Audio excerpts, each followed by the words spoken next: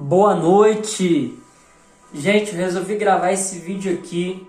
Hoje eu estava assistindo uma pregação do Cláudio Duarte, onde ele fala o seguinte, que o propósito vem antes do recurso.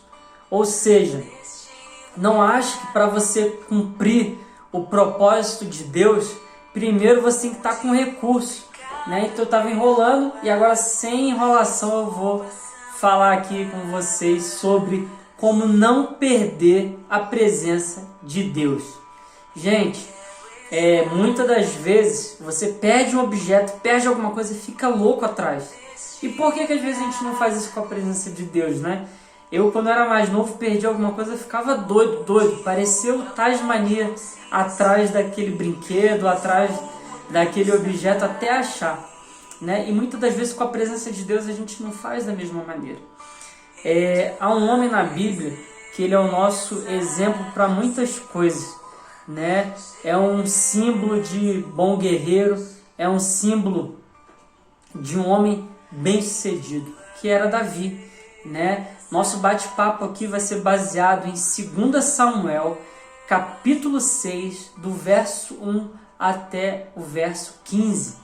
E ali no verso 1, uma breve introdução antes da gente começar, a gente precisa ter em mente que a presença de Deus significava, né, era significada pela Arca da Aliança. Então a Arca da Aliança era igual à presença de Deus. Davi já havia ganhado tudo, Davi já havia ganhado batalhas, Davi já havia até conquistado uma certa tranquilidade para o povo de Deus, mas ainda faltava a presença de Deus para aquele povo.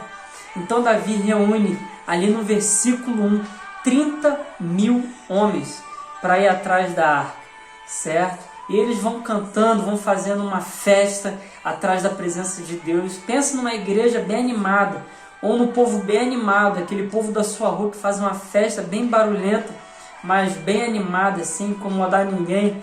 Era aquele povo ali, o povo de Israel, né? Só que ali no verso 6, em Nacon, um lugar chamado Nacon, eles acabam tendo uma surpresa, né? Eles haviam preparado uma festa, haviam preparado um carro novo de boi para poder levar a Arca da Aliança.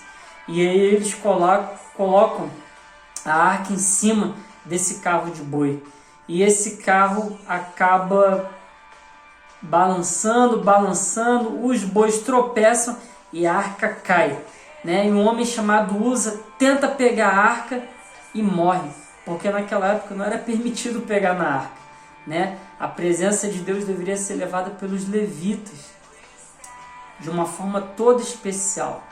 Então assim, gente, eles não levaram de uma forma especial, eles botaram a presença de Deus em cima de uma carroça ou em cima de um carro de boi, como fica mais bonitinho dizer, mas não é muito diferente, certo? Então o primeiro ponto que eu quero tratar com você, como não se perder a presença de Deus, é não sermos negligentes com a presença de Deus. Gente, a gente não pode ir levando Deus, a gente não pode levar a vida com Deus com a barriga, porque a gente perde a presença de Deus. Isso já aconteceu comigo. Ler a Bíblia de qualquer jeito, orar de vez em nunca, e você acaba perdendo a presença de Deus.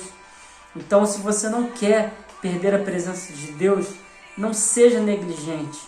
Você começou certinho, você buscou a Deus, você foi ao encontro dele, você o achou, você conheceu a palavra de Deus, mas em um determinado momento você deixou isso cair, você deixou isso passar. Não seja negligente com a presença de Deus. Entenda que para que a gente possa permanecer com a presença de Deus, a gente não pode ser negligente. A gente tem que buscar ler a Bíblia, orar, certo? Ouvir a sua palavra é muito importante, de uma boa fonte.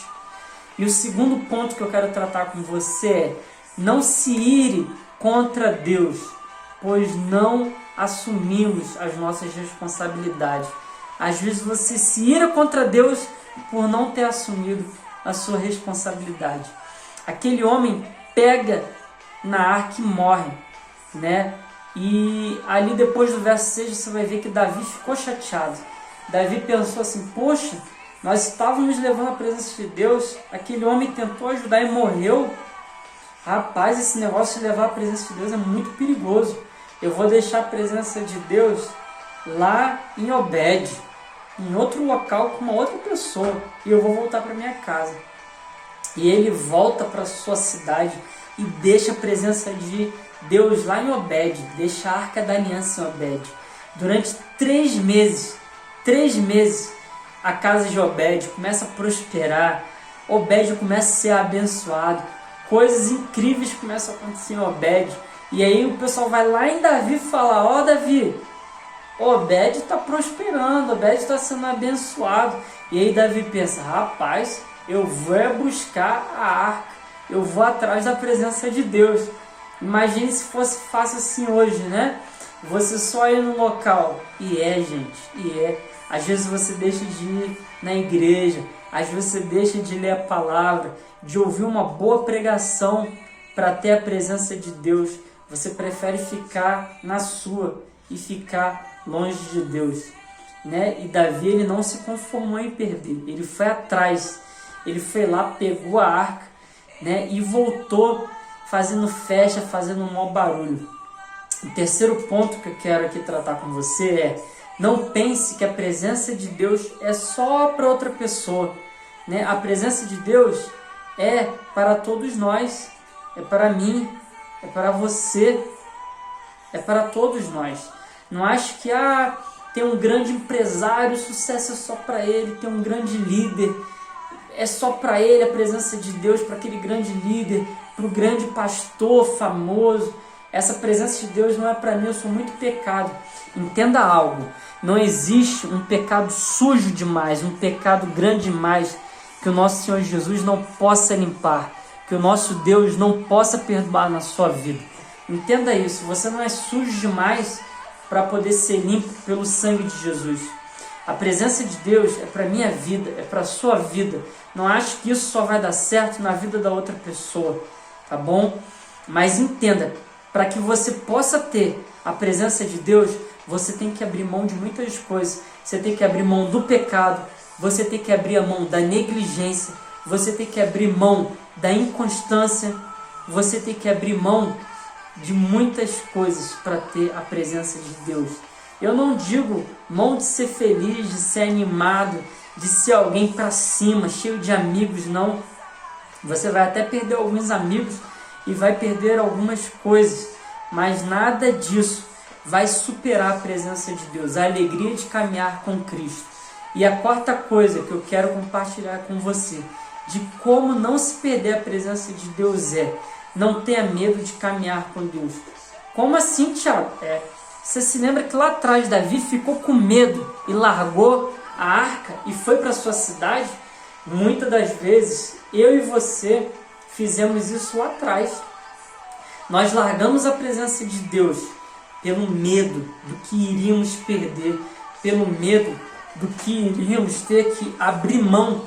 Então eu e você, em algum momento lá atrás, largamos, deixamos a presença de Deus para uma outra pessoa, para uma outra época, por um outro momento de nossas vidas, para poder viver uma outra realidade, para poder viver uma mentira, porque não existe vida sem a presença de Deus, é só ilusão.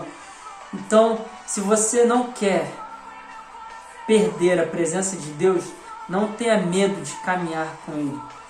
Lá no versículo 15, uma reviravolta acontece. Você vê o povo de Deus alegre, você vê Davi festejando, porque eles voltaram lá atrás, lá onde eles haviam errado, e pegaram e buscaram a presença de Deus. E aí sim eles provaram a plenitude do que é caminhar com Deus. Plenitude é algo completo, plenitude é algo que não falta nada.